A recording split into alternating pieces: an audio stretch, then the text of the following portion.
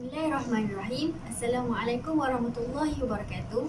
Saya Nur Zafirah binti Zakaria, memegang nama matrik A171848 di bawah silian Dr. Firuz Akhtar Lubis, akan membentangkan hasil kajian saya di bawah tajuk Tazkiyah An-Nafs, seorang pengembara ahli akademik dalam Travelog Haji Mengubah Sempadan Iman, karya Muhammad Kamil Ibrahim. Pertama sekali ialah latar belakang kajian. Catatan kembara atau travelog memainkan peranan yang sangat penting dalam memberi pendedahan kepada masyarakat. Menurut Azuri Muhammad Yassin dan Maskina 2018, genre penulisan catatan kembara bukan sesuatu yang baru dalam negara ini. Hal ini dapat dibuktikan melalui kajian Lisda Muhammad Amin 2014.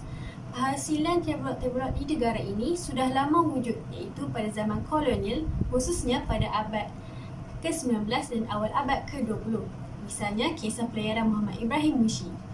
Namun, menjelang abad ke-21, travelog haji di negara ini lebih menonjol jika dibandingkan penghasilannya pada abad ke-19 dan abad ke-20. Travelog Haji Mengubah Sempadan Iman, karya Muhammad Kamil Ibrahim, merupakan salah satu karya kembara haji yang telah mendapat tempat di hati para pembaca di negara ini. Catatan kembara ini mengisahkan seorang ahli akademik, iaitu Muhammad Kamil Ibrahim sendiri, yang hidup dalam penuh kejahilan ilmu agama dan ingin berubah menjadi seorang yang lebih baik. Beliau menyempurnakan perubahan terhadap dirinya dengan tekad untuk melaksanakan ibadah haji. Sehubungan dengan itu, apabila berbicara mengenai ibadah haji, sudah tentu ianya akan melibatkan pembentukan jiwa dan spiritual seseorang. Menurut Zidni Nuran dan Zaitul Abdul Rahman 2017, aspek keagamaan memainkan peranan yang sangat penting dalam pembentukan jiwa dan spiritual kerana ia dapat membentuk akhlak seseorang. Seterusnya ialah penyataan masalah. Di sini saya nyatakan 3 penyataan yang sememangnya sesuai untuk dijadikan tema utama bagi kajian ini. Banyak kajian yang telah dilakukan oleh para pengkaji mengenai konsep ini. Namun, penekanan konsep Tazkiyah An-Nafs masih perlu diberi perhatian oleh masyarakat, khususnya umat Islam. Hal ini dapat dibuktikan melalui petikan daripada artikel berjudul Konsep Tazkiyah An-Nafs menurut Al-Harith bin Asad Al-Muhasibi oleh Abu Darda Al-Ol 2017 daripada Jurnal Sultan Alauddin Sulaiman Shah. Pernyataan tersebut dapat dikukuhkan lagi dengan kajian yang telah dilakukan oleh Musrifah 2019 dalam artikelnya berjudul The Relevance of Al-Ghazali's Tazkiyatun Nafs Concept with Islamic Education in the Millennial Era daripada Jurnal Pendidikan Islam. Penyelidikan yang telah beliau jalankan ini membuktikan bahawa konsep Tazkiyah An-Nafs masih relevan untuk dikaji. Selain itu, pernyataan di atas juga disokong melalui pernyataan daripada Nur Lailatul Akmal dan Kamariah Kamaruddin 2011 daripada artikel mereka yang berjudul The Concept of Tazkiyah An-Nafs in the Female Character in the Novel The Missing Piece, menyatakan keupayaan penulis-penulis wanita dalam bidang penulisan berkaitan spiritual sewajarnya diberi perhatian. Jika diperhatikan dengan terperinci, konsep Tazkiyah An-Nafs terhadap genre penulisan terhadap watak lelaki masih belum diketengahkan. Terdapat 3 objektif utama bagi kajian ini, iaitu pertama, mengenal pasti latar belakang karya catatan kembara Travelog Haji Mengubah Sempadan Iman dan penulisnya, iaitu Muhammad Kamil Ibrahim, yang akan dijelaskan dalam bab kedua. Seterusnya, menghuraikan konsep Tazkiyah An-Nafs menurut pandangan Al-Muhasibi yang akan dikupas dalam bab ketiga, dan menganalisis proses-proses Tazkiyah An-Nafs yang dihadapi oleh penulis dalam karya Muhammad Kamil Ibrahim, iaitu Travelog Haji Mengubah Sempadan Iman, yang akan dibahaskan dalam bab keempat.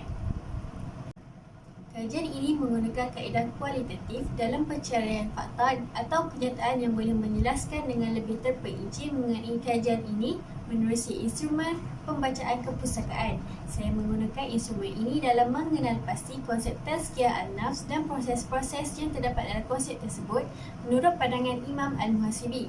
Selain itu, menerusi instrumen ini, saya dapat melakukan analisis terhadap proses-proses Tazkiyah An-Nafs dalam karya Muhammad Kamil Ibrahim. Seterusnya, saya turut menggunakan kaedah temu bual untuk memperolehi maklumat mengenai penulis dan karyanya.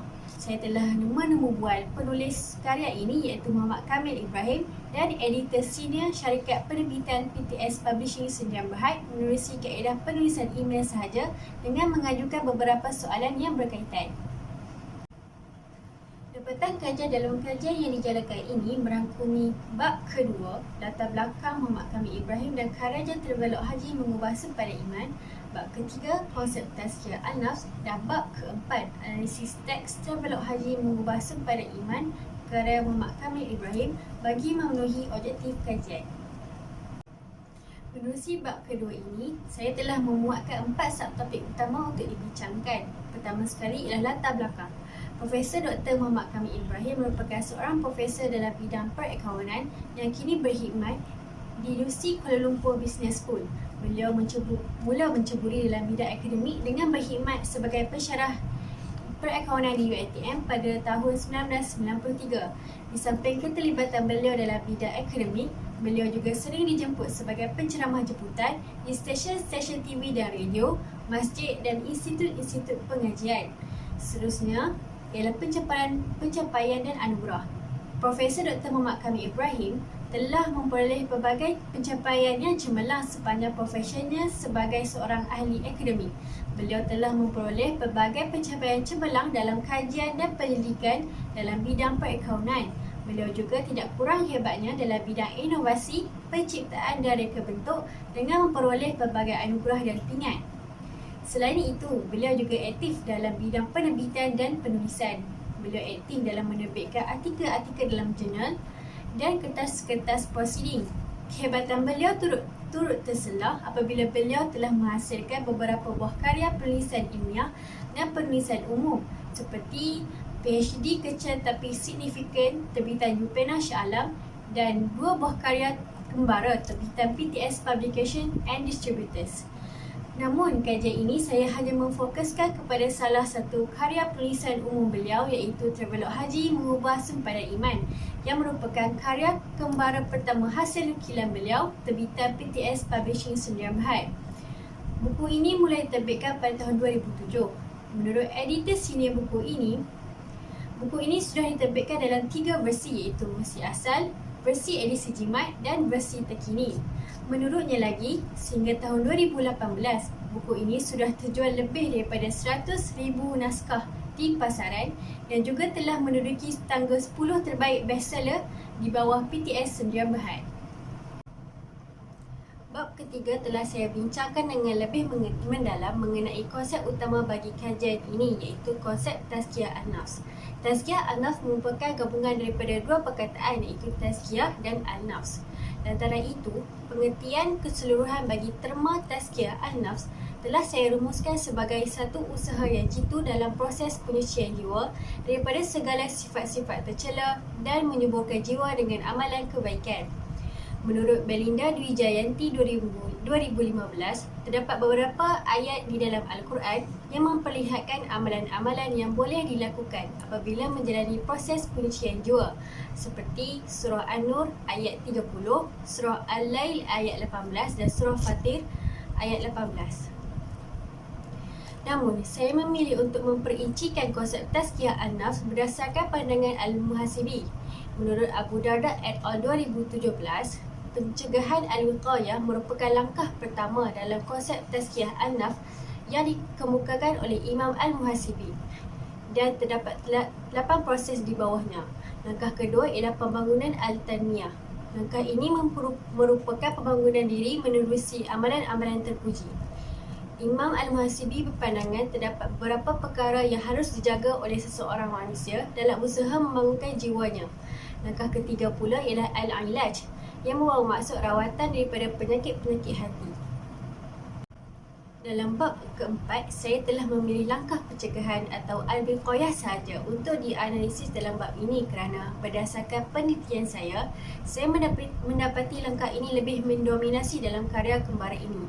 Langkah ini mempunyai 8 proses di bawahnya iaitu kesedaran dari kelalaian atau al-tayaqquz min al-ghaflah, taubat atau al-taubah, pengetahuan antara baik dan buruk, makrifah al-khair wa al-syar, pemeliharaan Allah Subhanahu Wa Taala atau al-muraqabah, introspeksi diri atau al-muhasabah, mengetahui strategi nafsu atau makrifah qidah an-nafs, kesungguhan melawan nafsu atau mujahadah an-nafs dan kesabaran as-sabr.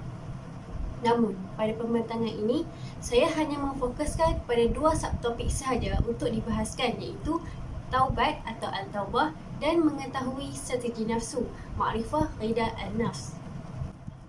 Kita pergi kepada proses taubat atau al-taubah. Menurut Abu Darda et al. 2017 menjelaskan taubat merupakan hasil daripada kesedaran yang membawa manusia ke pangkal jalan. Menerusi halaman 44 dan 47 telah memperlihatkan penulis ini menangis dengan bersungguh-sungguh ketika beliau sedang memohon taubat daripada Allah Subhanahu Wa Taala. Saya berpendapat bahawa penulis ini berkemungkinan besar telah memenuhi antara syarat penerimaan taubat seperti yang dinyatakan oleh HY Ahmad Mujahidi dan AG Hamidi 2020, iaitu menyesal terhadap perbuatan maksiat dan dosa yang lalu. Justru dapat disimpulkan bahawa kedua-dua petikan tersebut sangat bertepatan dengan proses taubat. Berikutnya ialah mengetahui strategi nafsu atau ma'rifah rida an-nafs. Menurut Al-Muhasibi 1984 dalam kitabnya yang berjudul Adab Al-Nufus, proses ma'rifah rida an-nafs iaitu mengetahui strategi nafsu ialah apabila seseorang itu tidak mengenal dirinya sehingga dia menguji dirinya sendiri. Proses ini dapat dilihat pada halaman 206 dan 207.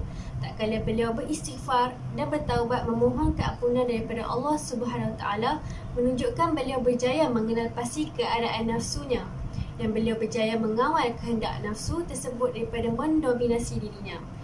Beliau mula sedar bahawa ibadah haji bukanlah terletak kepada pakaian dan penampilan semata-mata, malah ia lebih tertumpu kepada pembentukan spiritual. Proses kesedaran diri dan penyucian jiwa yang dialami oleh penulis ini berkait rapat dengan teori Maslow, iaitu teori keperluan manusia.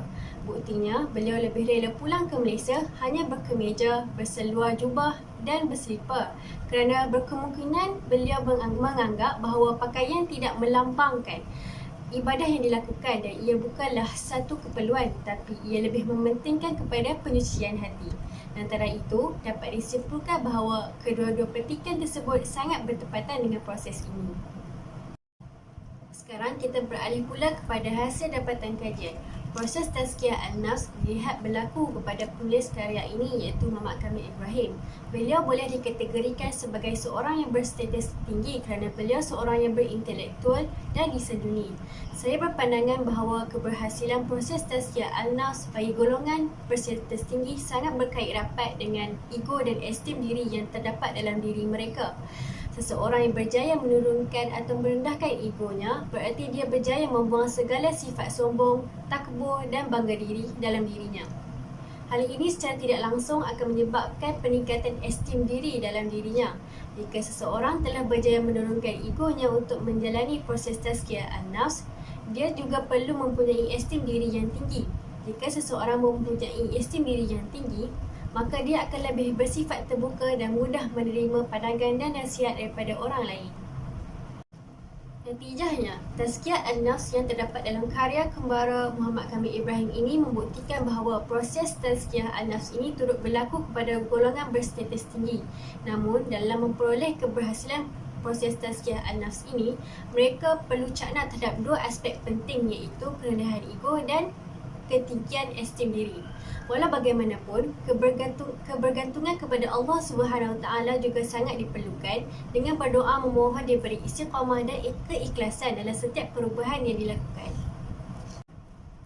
Bagi output penyelidikan kajian ini ialah, kajian ini telah diterbitkan sebagai artikel dalam International Journal of Advanced Research in Islamic Studies and Education atau ARISE, dan saya turut memuatkan pautan bagi jurnal tersebut.